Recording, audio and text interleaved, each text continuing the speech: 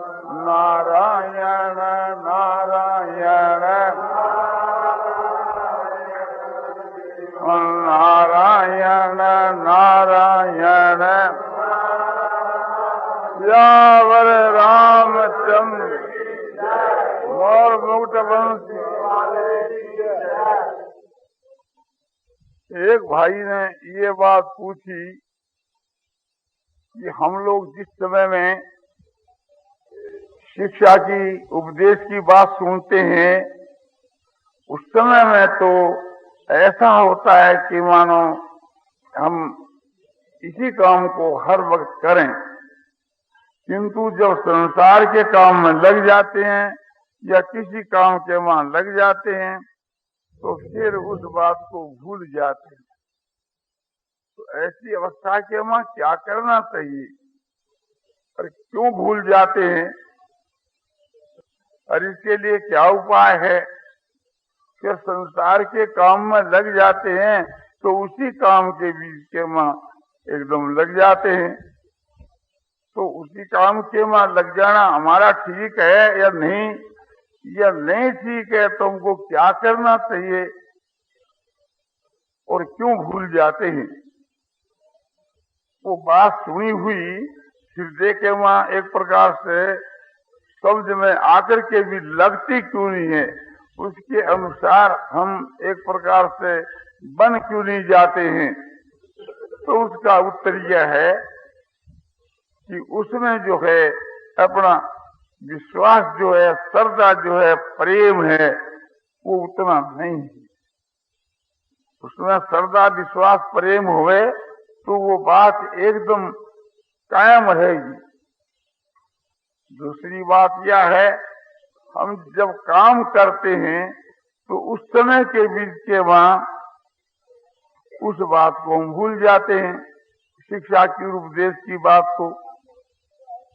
ठीक है, हमारा ये कहना है कि जो आप काम करते हैं उस काम को उसका अंग बना दीजिए, इसका सिद्धांत समझ लीजिए। हमारी सारी जो क्रिया है ये होनी चाहिए और परमात्मा सबके बीच के मां व्यापक है। प्राणी मात्र के बीच के मां, मनुष्य मात्र में ही नहीं, पशु पक्षी कीट पतंग आदि सभी के बीच के मां भगवान समझो कि व्यापक हैं। भगवान ने कहा है कि यत प्रवृत्तिर्भूतानाम येन सर्वमिदं ततं स्वकर्मणां तम व्यर्च्य सिद्धिं विन्दति मानव।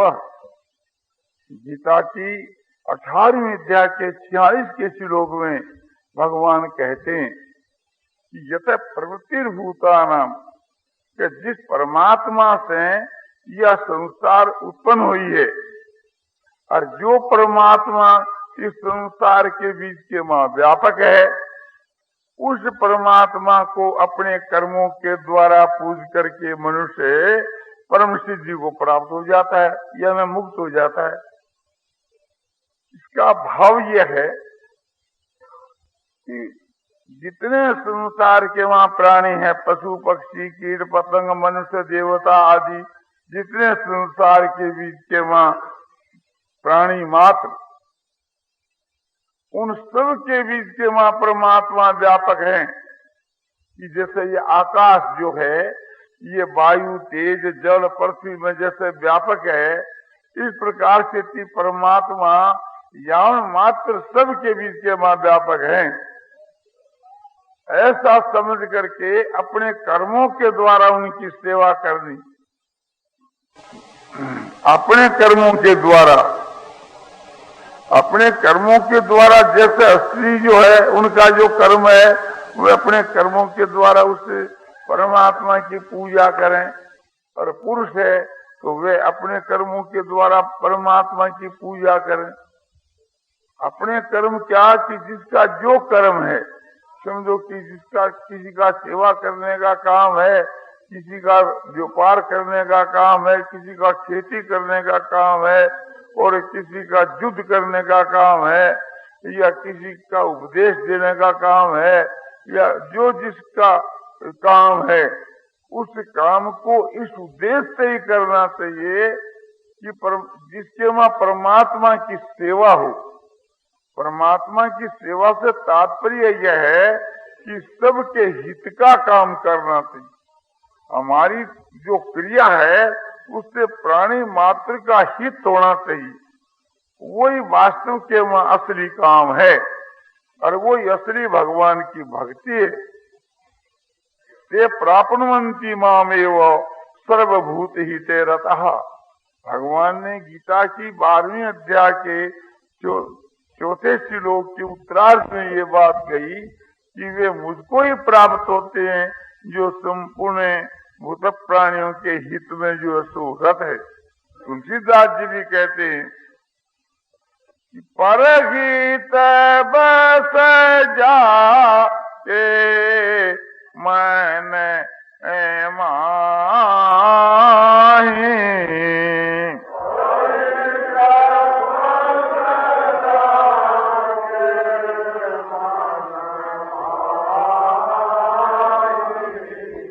ताको कछु दुर्लभ जग नाही।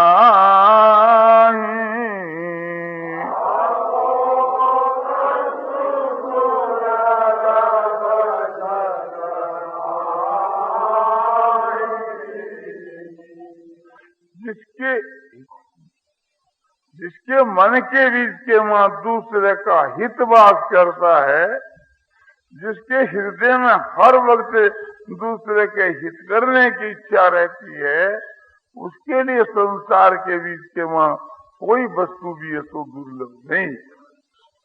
अब ये ख्याल करना चाहिए कि जैसे व्याख्यान सुना उस वक्त के बीच के वहां ये भाव रहा और फिर बाद में नहीं रहा, तो ये भाव तो बराबर ही रहना चाहिए। जिस समय के बीच के मां आप कोई संसार का काम करते हैं तो उस काम को ये ख्याल करना चाहिए कि इससे कोई संसार का हित होता है या नहीं होता। यदि संसार का हित होता है तो वो काम भगवान की सेवा ही है, और नहीं हित होता है तो वो काम अपने को करना ही क्यों है। तो ये अपना सिद्धांत बना लेना चाहिए कि अपने द्वारा होने वाली जो क्रिया है वो ऐसी होनी चाहिए कि जिससे दूसरों का हित हो। 3 प्रकार की इच्छा होती है, एक तो अनिच्छा, एक परीक्षा, एक स्वेच्छा। स्वेच्छा माने अपनी इच्छा, परीक्षा माने दूसरे की इच्छा, अनिच्छा माने किसी की इच्छा भी नहीं। तो 3 प्रकार से समझो की क्रिया होती है। तो 2 प्रकार की जो क्रिया है अनिच्छा और परीक्षा, उसमें तो यूं समझना चाहिए कि उसमें भगवान का हाथ है, और अपने लिए ऐसा समझना चाहिए कि वो हमारे लिए भगवान का विधान है,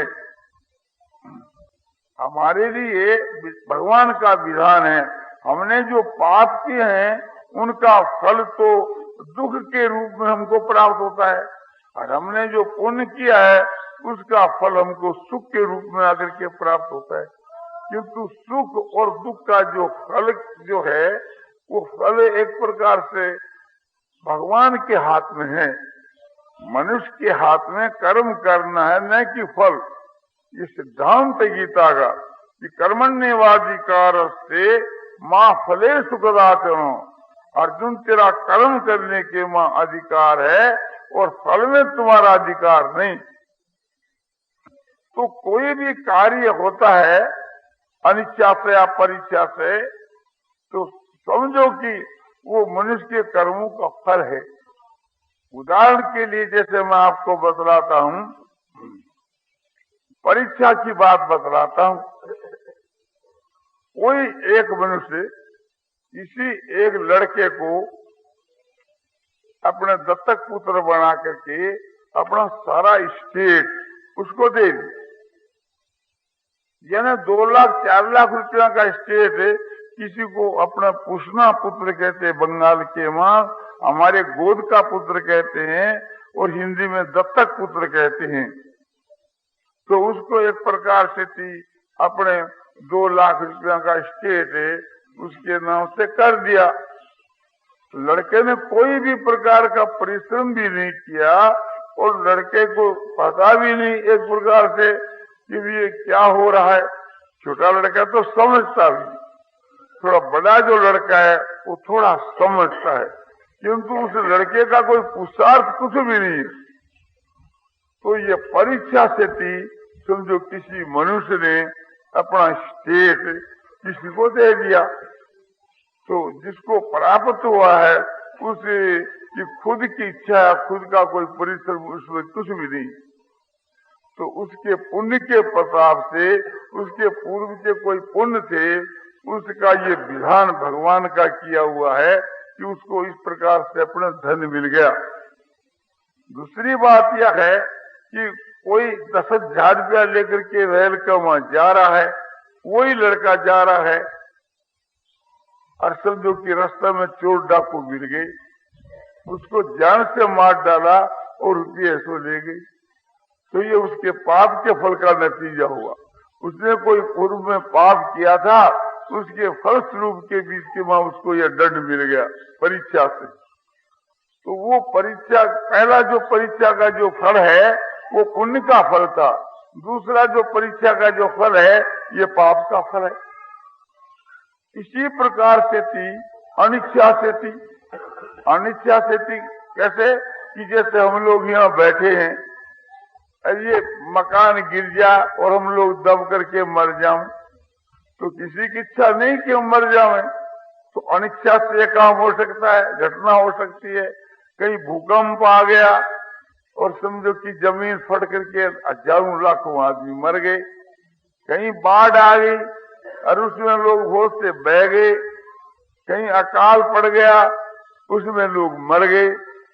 तो इस प्रकार से थी, समझो कि अनिच्छा से लोग मर जाते हैं, रोग से मर जाते हैं, तो उसमें भी किसी की इच्छा नहीं कि एक प्रकार से हम रोग से मर जाएं, तो ये पाप का फल है।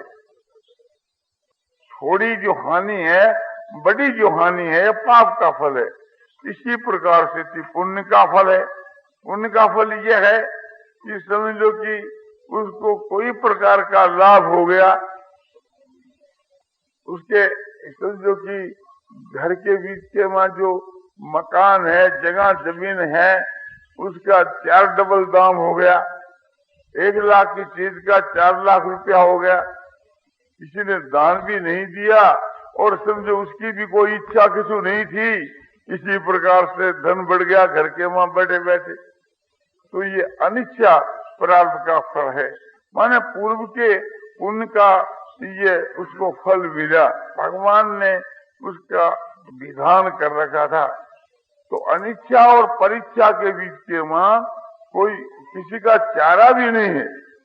हम जानते भी नहीं कि 1 मिनट के बाद के बीच के वहां अनिच्छा से या परीक्षा से मुझको कोई नुकसान होने वाला है या कोई लाभ होने वाला है, वो तो होने के बाद पता लगता है। तो इस वास्ते ये तो भगवान का विधान ही मानना पड़ता है। कोई भी आदमी नहीं जानता कि समझो कि गंगा बहती है और इसके वहां बाढ़ आकर के हजारों आदमी बह जाएंगे, समझो कि बैठे हैं और अचानक भूकंप हो जाता है और लाखों आदमी मर जाते हैं। इस बात का किसी को भी ज्ञान नहीं था कि एक प्रकार से ये घटना होने वाली है। किसी आदमी के अचानक रोग हो जाता है, हार्ट फेल हो जाता है, वो जानता ही नहीं था कि भाई मैं 1 मिनट के वहां मर जाऊंगा। तो इस प्रकार से थी अचानक कोई आपने घटना आकर के प्राप्त हो जाती है, या अनिच्छा से या परीक्षा से। परीक्षा से भी ऐसी घटना हो जाती है कि कोई दुश्मन आकर के मार करके रुपया ले जाता है, तो उससे ऐसी घटना हो जाती है जिसका हमको पता ही नहीं, उस घटना के बाद पता लगता है। तो इस प्रकार से अनिच्छा और परीक्षा से होने वाली जो क्रिया है वो तो एक प्रकार से एकदम प्रारब्ध का ही फल है, उसमें मनुष्य का किसी विचारा नहीं। और स्वेच्छा पूर्वक जो हम क्रिया करते हैं उसके लिए शास्त्र आधार। तस्मात भगवान कहते हैं तस्मात् शास्त्रं प्रमाणं कार्य कार्य व्यवसितो ज्ञात्वा शास्त्र ध्यानोक्तम कर्म कर्तुमिहार्हसि। कर्तव्य तो क्या है, अकर्तव्य क्या है, इस विषय के वहां शास्त्र ही प्रमाण है। इसलिए शास्त्र की तरफ देख करके और तुम कर्म करने के लिए योग्य हो। नारायण नारायण नारायण।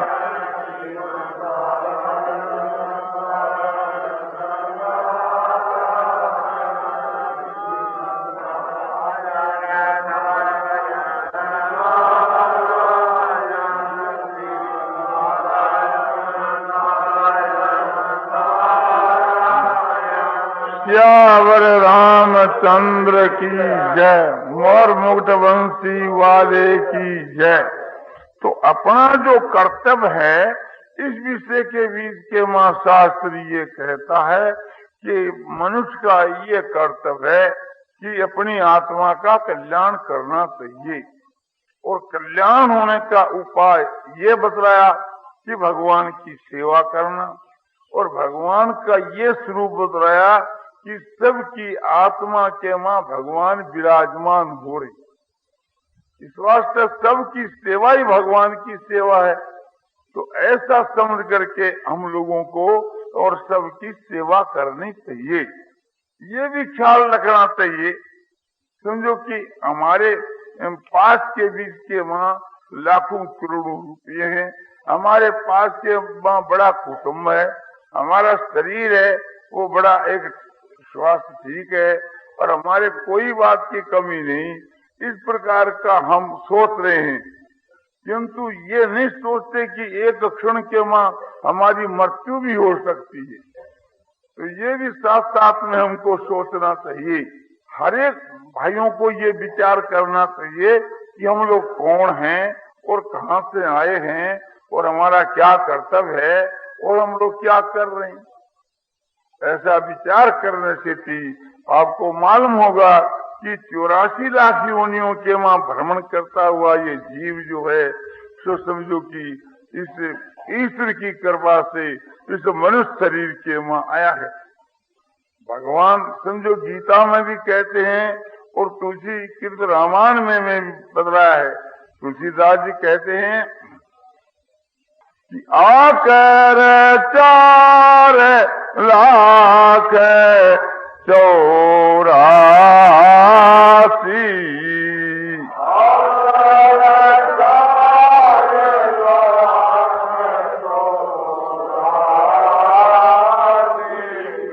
योनि भ्रमत यह जीव अविनाशी।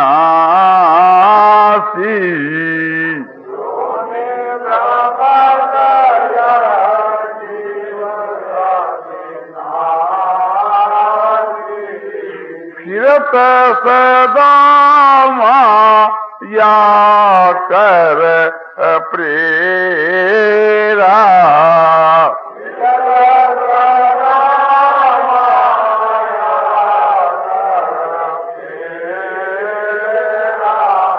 काल कर्म स्वभाव गुण घेरा।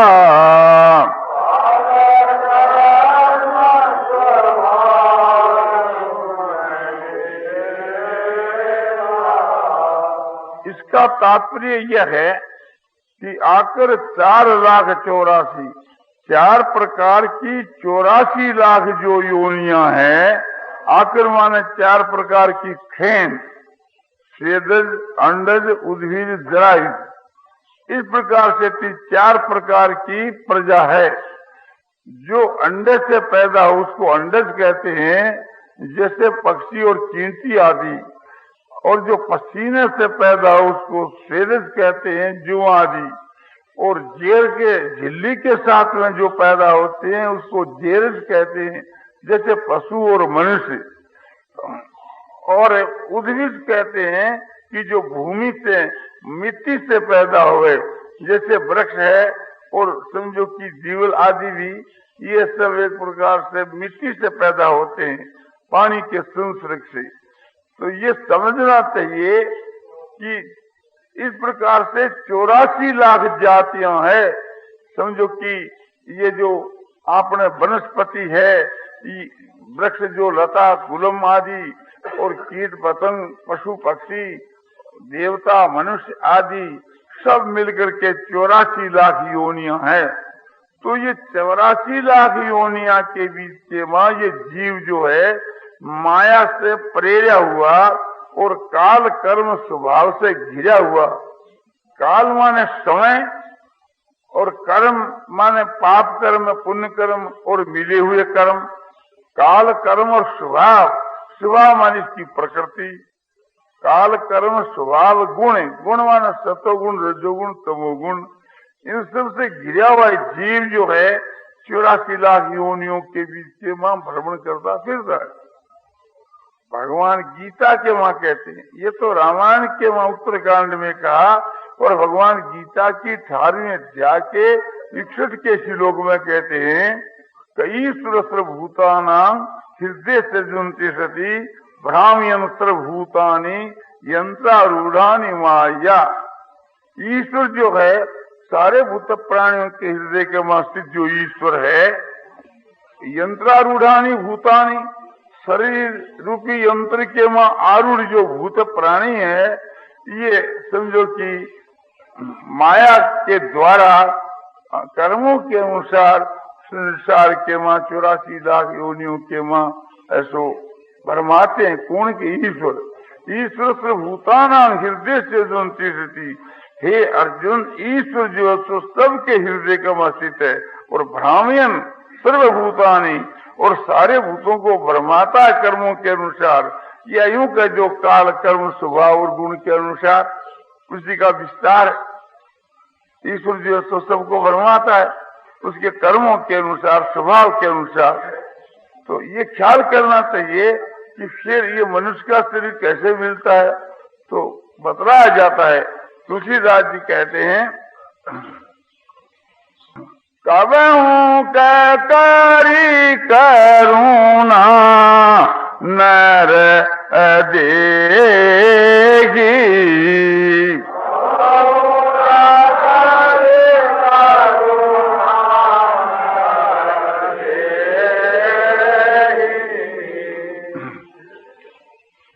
कबहू कै करी करुणा नर देगी,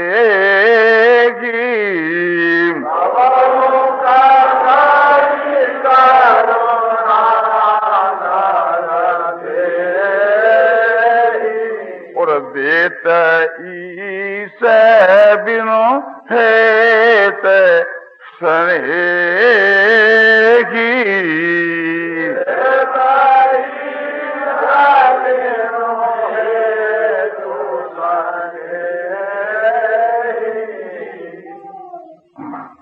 कबहू कै करी करुणा नर देई, और देत ईस बिनु, बिन और बिनु ये उकार भी आता है, ईकार कहीं एकार भी रहता है।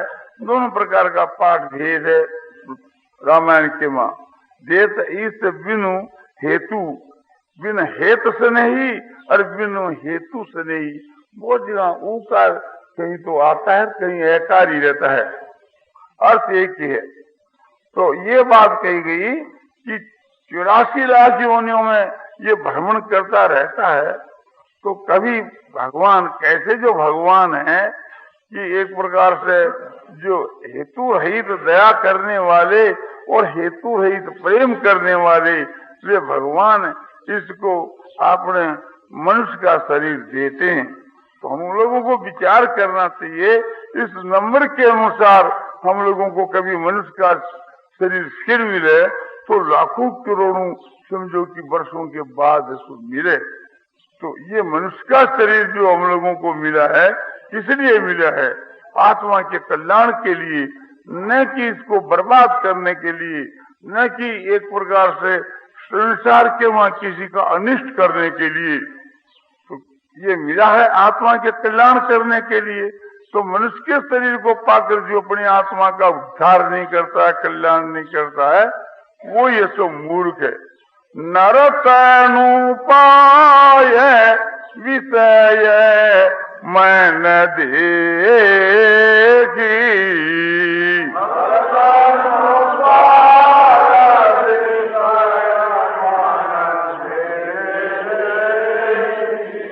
पलटी सुधाते 60-20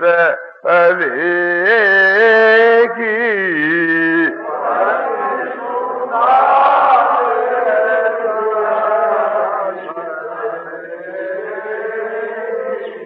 मनुष्य को शरीर पा करके जो विषय भोगों के वहां जो मन लगाता है, वह मूर्ख अमृत के बदले में विष को लेता है। अमृत क्या है कि परमात्मा की प्राप्ति का जो साधन है, अपनी आत्मा के कल्याण का जो साधन है, वो तो है अमृत। और संसार के जो विषय भोग जो है, एक प्रकार से ये उसके लिए विष, क्योंकि विषयों के बीच के वहां जो मनुष्य रम जाता है, उसका पतन हो जाता है। इसलिए हर एक भाइयों को इस तरफ में ख्याल करना चाहिए।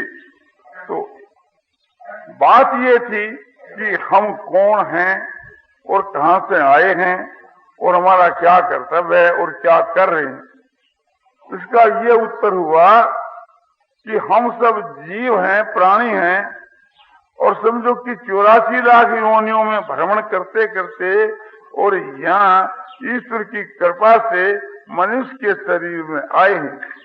हम लोगों का ये कर्तव्य है कि समझो कि प्राणी मात्र की हम सेवा करें, किंतु हम उस बात को भूल कर करके केवल अपने समझो कि स्वार्थ के वहां रत होकर के इस शरीर का ही पोषण करते हैं और शरीर के लिए समझो कि धन और अपने ऐश्वर्य इकट्ठा करते हैं।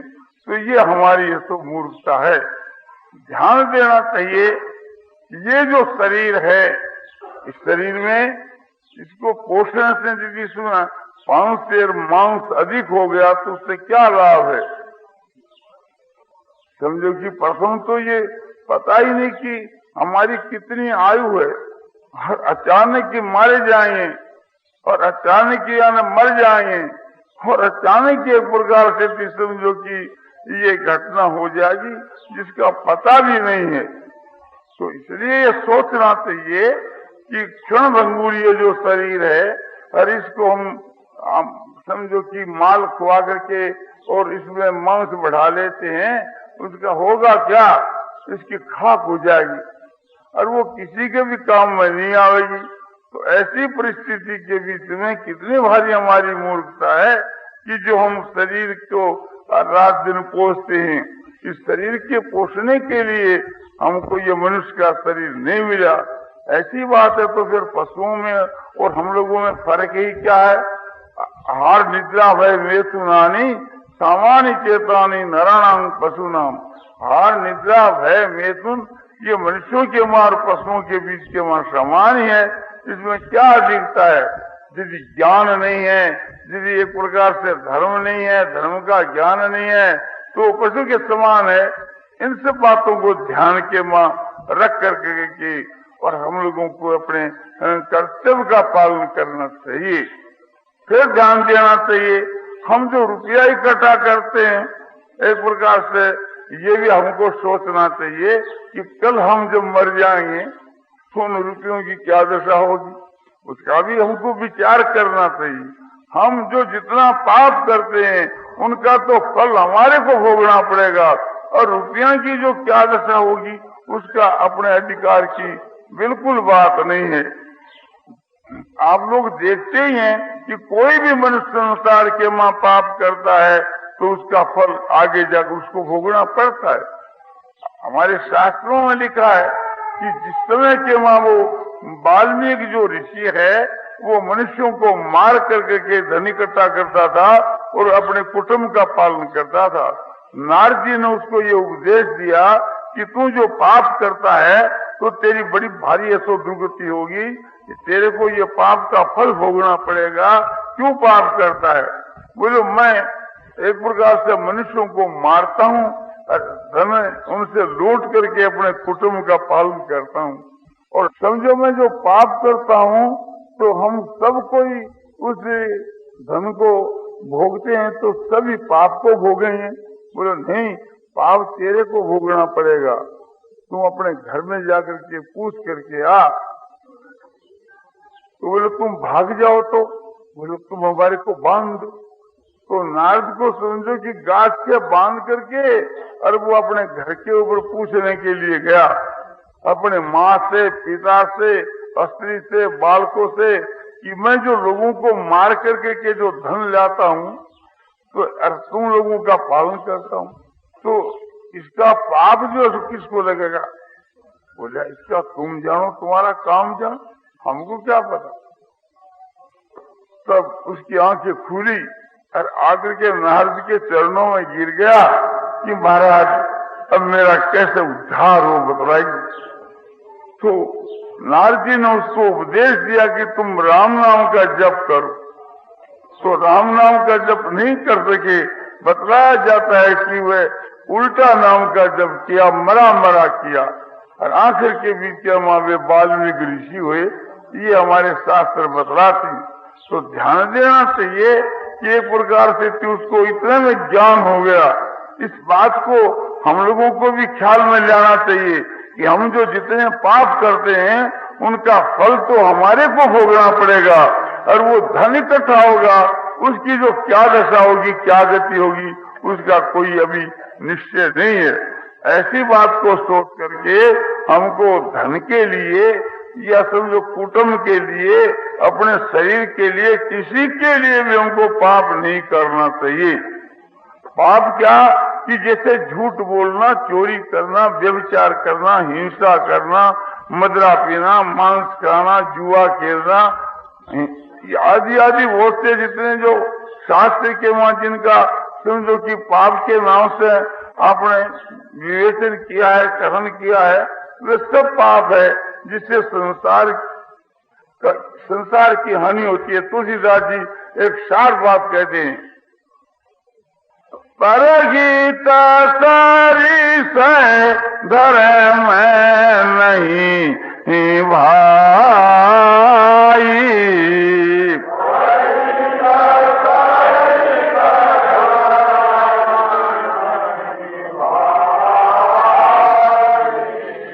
पर पीड़ा सम नहीं अजमाई।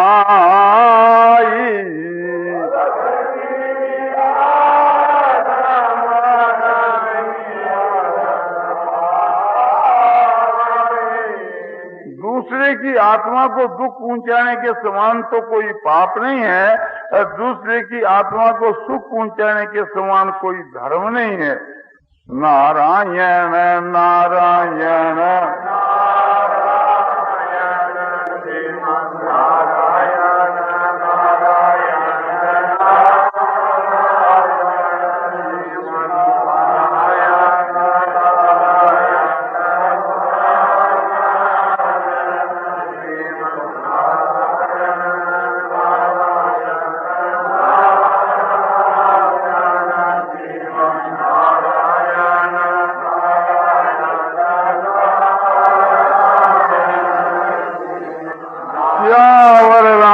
चंद्र की जय, मोर मुक्त बंसी वाले की जय।